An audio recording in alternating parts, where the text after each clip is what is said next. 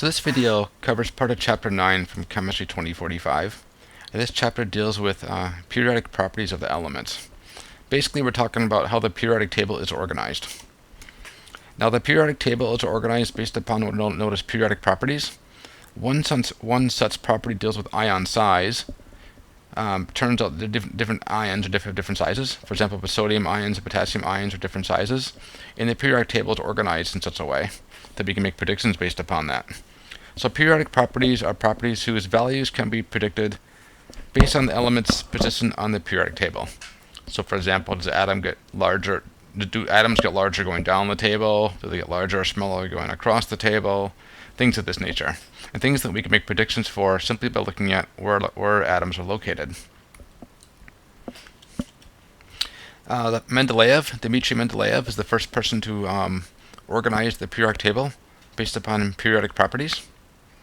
He basically says that, well, when elements are arranged in order of increasing atomic size, certain sets of other properties recur periodically. Basically, you put elements of similar properties in the same column. He used the pattern then to predict undiscovered elements. Where atomic mass order did not fit other properties, he reordered it by other properties. So basically, Mendeleev looked at the data available and basically constructed a puzzle.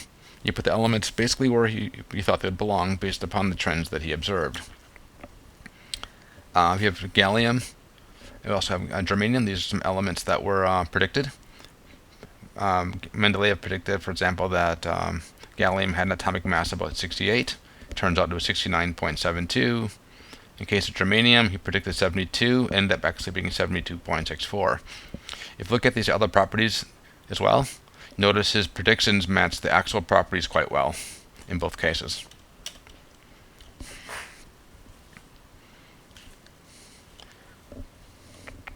We will be using quantum mechanical theory to explain the why behind these trends. And one such quantum mechanical observation came from something called as electron configurations. So basically, electron configurations are basically how the electrons are configured around the atom.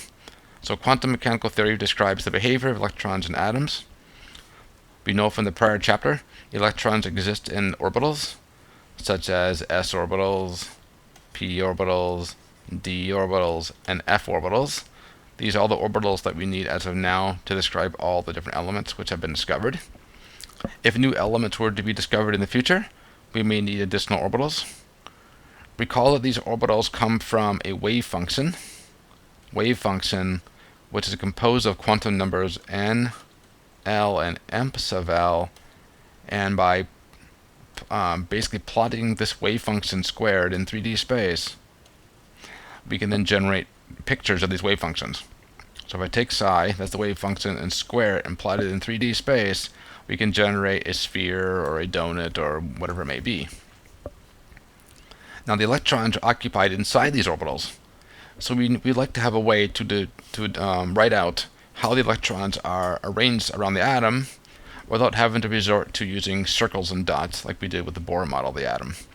So we're going to be talking about in this chapter something called the electron configuration. Now on the electron configuration, this is an example for hydrogen, there's going to be three things that we pay attention to. There's going to be a number written in front, that's the n value.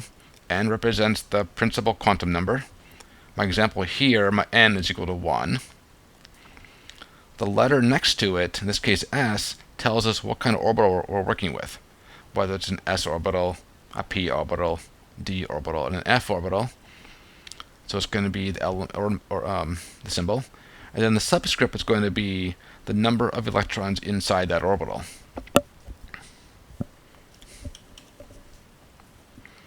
Calculations of Schrodinger equation show that hydrogen's one electron occupies the lowest energy orbital in the atom. Schrodinger's equation calculations for multi-electron atoms cannot be solved exactly. The mathematics is simply too hard. We're limited due to electron-electron interactions, but we will use approximate solutions, basically to simplify matters, to pretend they're basically like similar to hydrogen. So what this means now, we have to add a couple more concepts. One deals with electron spin, and energy level splitting of the different subcells. So electron spin, this is going to be an additional quantum number. So we're going to call this the m sub s quantum number. So electrons have something called spin. So there's a famous experiment called the Stern-Gerlach experiment, and basically you show that a beam of silver atoms is split by a magnetic field. So basically what was the results of this were that the electrons have opposite spin. They can either have upspin or downspin, positive spin or negative spin, an up or down. We usually use arrows to represent the spin state, up or down. So spin is the fundamental property of all electrons. The orientation of the electron spin is quantized, meaning you can only have specific values, namely up and down spin. Spin up and spin down. So it's customary to use arrows, and sometimes these arrows only have one little flag on them, just to make it easier to draw.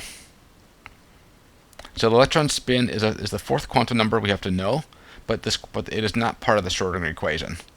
So the Schrodinger equation is only a function of n, l, and m sub l. Electron spin m sub s is not part of this equation, but it is fundamental to electrons. So we think of spin like a top or a bar, like a magnet, north and south. When north is pointing up, that's like the up spin, and when it's pointing down, that's the down spin. Now the m sub s quantum numbers can only be two specific values, plus 1/2 and negative 1/2. You have to know this. You have to know that. So the plus 1/2, that is the upspin, and negative 1/2, that's the downspin. So this you have to be familiar with. So if I ask you questions like, is this a valid set of quantum numbers? This is something else you now have to pay attention to. Is the spin valid? Now, these orbitals, we are familiar with s orbitals. Recall from prior chapter, s orbital looks like a sphere in 3D, so it's a 3D sphere. It's easier to draw orbitals using a box such as this instead of drawing the actual pictures. So recall that a p orbital looks like a dumbbell. I'm still going to draw a box to represent the same thing. So these two pictures are going to be the same. It doesn't matter what the orbital looks like. We're just going to use a box to represent what the orbital is. And then below the box, I'm going to write down what kind of orbital it is. So this example here, where it says 1s with one arrow, this means 1s1. There's the one. This one, of course, is that one. Here's my s. And most importantly here, the one electron inside, this electron corresponds to the superscript 1. Now, if I were to put 2 electrons inside the orbital, which is the max any orbital can have, by the way, no more than 2 electrons per orbital, for example, helium, He, that's the next element on the periodic table, it'd be written like this. That would be what helium would look like. And that'd be written as 1s, since it's got 2 arrows in it. Since it's got 2 arrows, that'd be 1s2. Okay, so this 2 here corresponds to 2 arrows inside that box. We're going to be drawing what are called orbital diagrams, and this is something we have to be familiar with. The Pauli exclusion principle. No 2 electrons in any atom can have the same set of 4 quantum numbers. Okay, so for example, in the order of n, l, m sub l, and m sub s, just like before, now we're going to add one more set of quantum numbers here.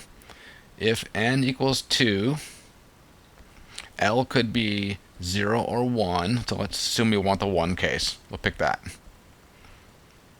If l equals 1, m sub l could be negative 1, 0, plus 1. Just remember if l, so we just recap the rules from the last chapter. N can go from 1 to infinity, whole numbers. L goes from 0 up to n minus 1. m sub L goes from negative L, 0, to positive L, and now m sub S is equal to 1/2 or negative 1/2. So if n is 2, L could be 0 or 1, so I'm going to arbitrarily pick the 1 case. If L is equal to 1, m sub L can go from negative 1, 0, and plus 1. I'll just pick the 0 case just to pick something. And now when it comes to m sub S, you could be positive 1/2, and its pair would be 2, 1, 0, negative 1/2. So in this example here, we'll be talking about a second energy level, n is 2, and L is equal to 1. We're talking about a p orbital. I want one of the particular p orbitals with one electron inside that orbital with a 1/2 spin, but positive spin. Same orbital could have a second electron inside of it, but has to have downspin.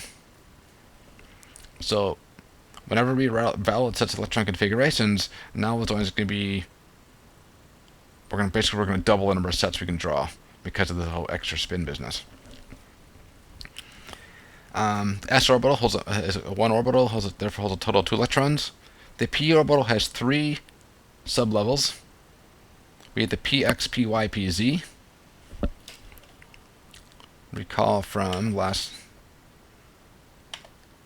the previous chapter. We have px, py, pz. These are the p orbitals. You can put 2 electrons in here, 2 in here, and 2 in here. That's a total of 6 electrons total. If you were to draw the orbital diagrams for this, you would need 3 boxes. And you can put total 6 electrons inside.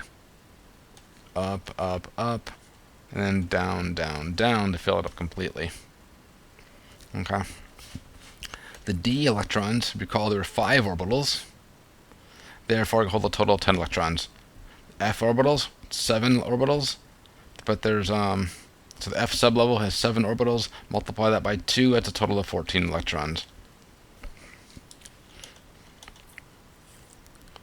So this shows basically the allowed quantum numbers for helium. Helium has a principal quantum number of 1. Our L value is 0, therefore it's an s orbital. M sub L has to be 0, and the upspin corresponds to positive 1/2. Likewise, the downspin corresponds to negative 1/2.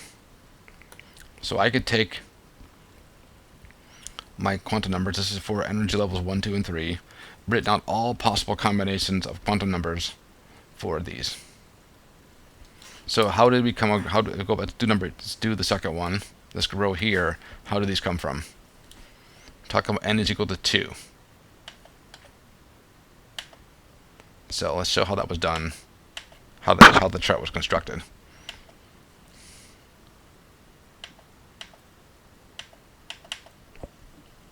All right. So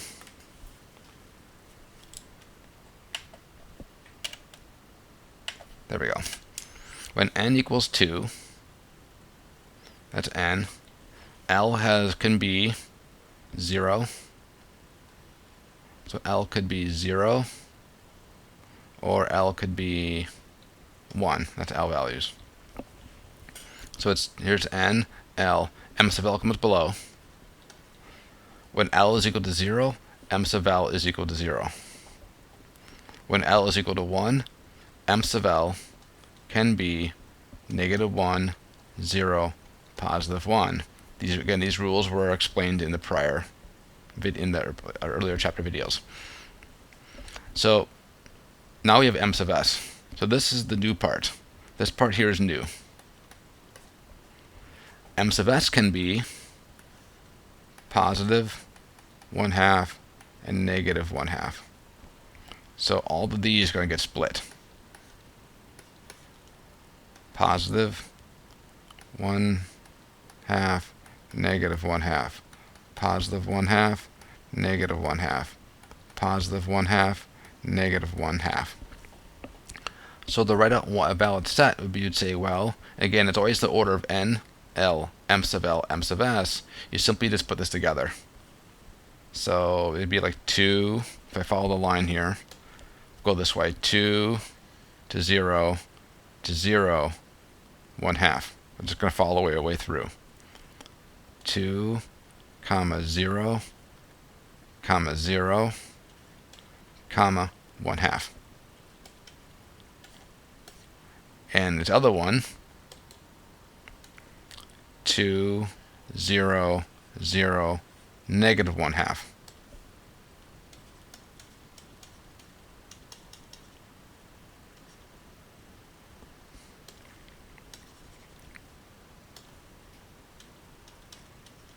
He'll put in parentheses. So this chart here was constructed in the same way. So let's try to find this one. Let's try to find 2, 1, 1, 2, 1, negative 1, negative 1/2. Where's that? So 2, 1, negative 1, negative 1/2. That would be down this way. Here's 2, 1, negative 1, negative 1/2. So they're all there. So simply just a matter of writing down all the combinations. Now if we count these, how many configurations do we have? When n is equal to 2,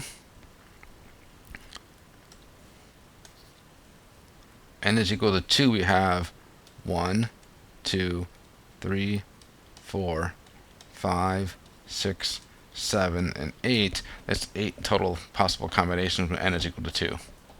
As you can see, when n is equal to 3, it gets even bigger still. N is 4, you can imagine it's going to be even larger after that. Okay. So that's how we write these out. So you should be able to tell me any valid sets, if the sets are valid or not. Let's try one more example of valid sets.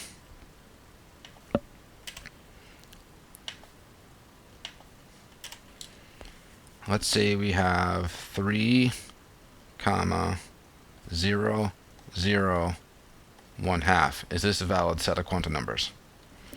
Again, the order of n, l, m sub l, m sub s.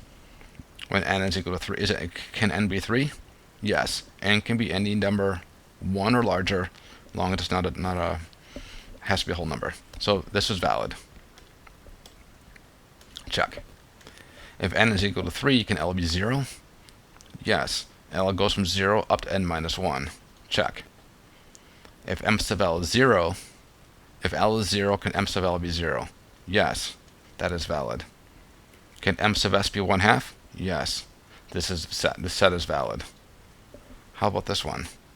3, comma, 3, comma, 1, comma, negative 1/2.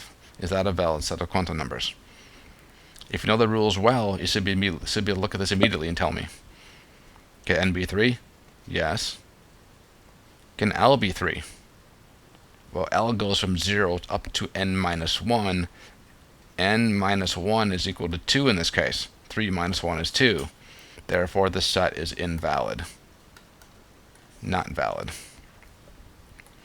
What if I gave you 3, comma, 2, comma, negative 2, comma, 0? Is that valid? This one is invalid because m sub s cannot be 0. M sub s has to be plus or minus 1/2, so this is an invalid set. So I have a video on this based upon the prior chapter with exactly the same steps. The only thing different here is I'm adding this m sub s term. So if you already understand n, l, m sub l, you already can do all this. Just check m sub s to make sure it is either 1/2 or negative 1/2. Anything else is wrong. Makes it invalid. Alright, so we have the different orbitals. They're going to fill in order from low energy to high energy. And that is called the Aufbau principle. S, P, D, and F. That's the order we're going to follow. No more than 2 electrons per orbital. That is the Pauli exclusion principle.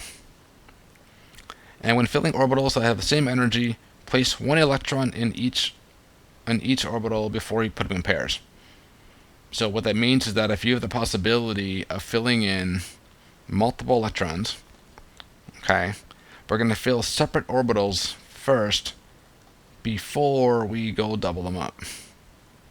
Okay, so I'll show you how to do this. First of all, we have to understand how to arrange the periodic table. So this is the basic periodic table. It is based in order of how electrons get filled. So I'm going to show you how I want you to label this. On the right hand side, I want you to think of all of this here, all of this section. That's part of the S block. That's all part of the S block. So these are S's. That's the S block. The right side of the table, looking at group 3 and over, that's, this section and over, that's part of the P block. That's all of this down and over and up.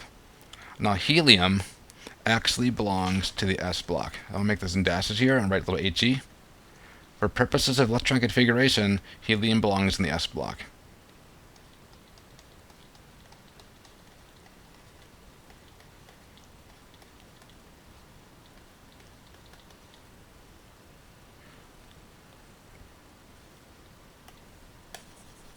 Alright, so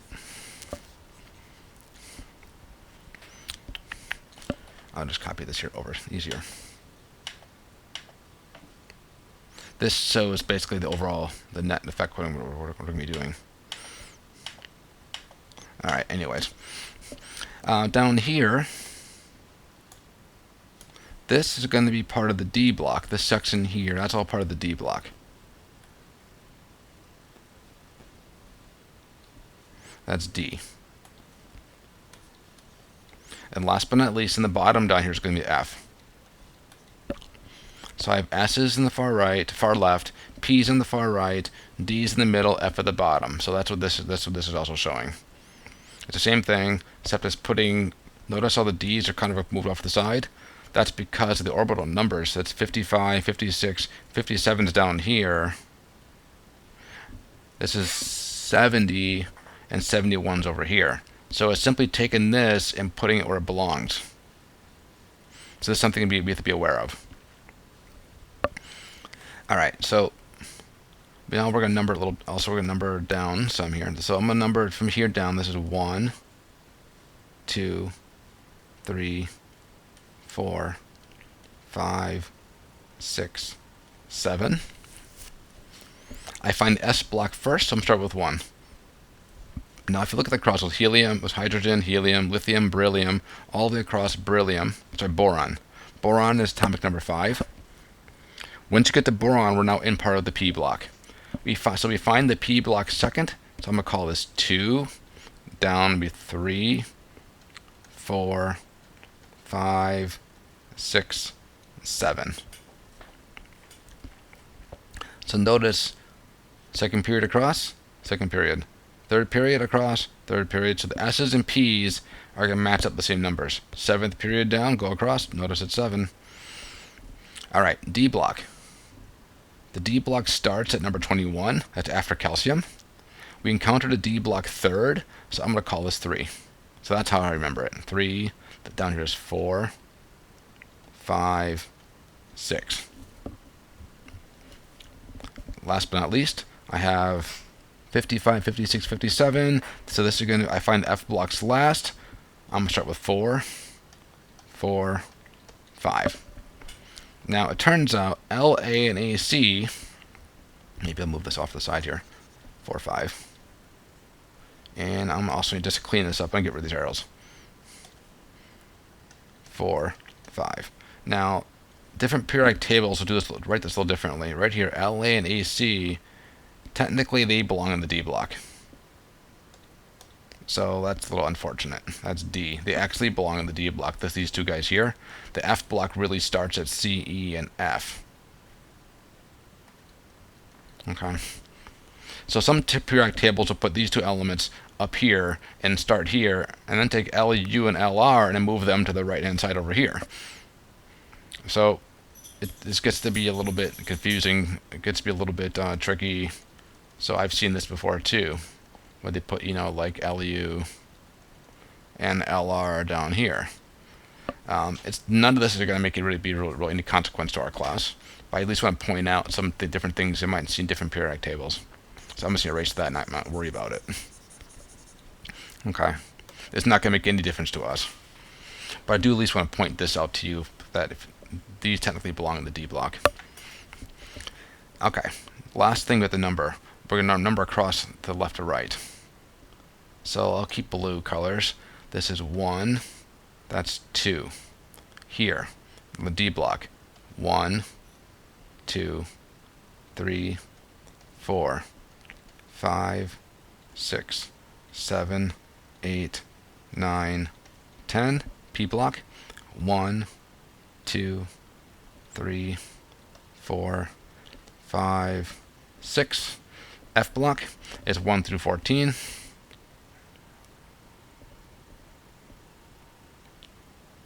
So this gets to be a little bit tricky how you want to number this. It goes 1 through 14. It depends whether you want to start at LA, get the 14 over here, or you go, say, start at CE, 1 through 13, and then you get 14 at LU and LR. So that's where it gets to be a little bit tricky. It depends how you want to deal with this LA and AC business. But I would say this: F block goes from 1 to 14, but I'm not going to make a big deal about that because we're not going to actually count these. We're going to kind of sort of skip this. We're going to sort of skip over this when I get to elements like lead and bismuth and so on. But it's 1 through 14. Okay, so that's how the periodic table is going to be organized. We're going to use this to write what are called the electron configurations for elements. I'll make that in the next video.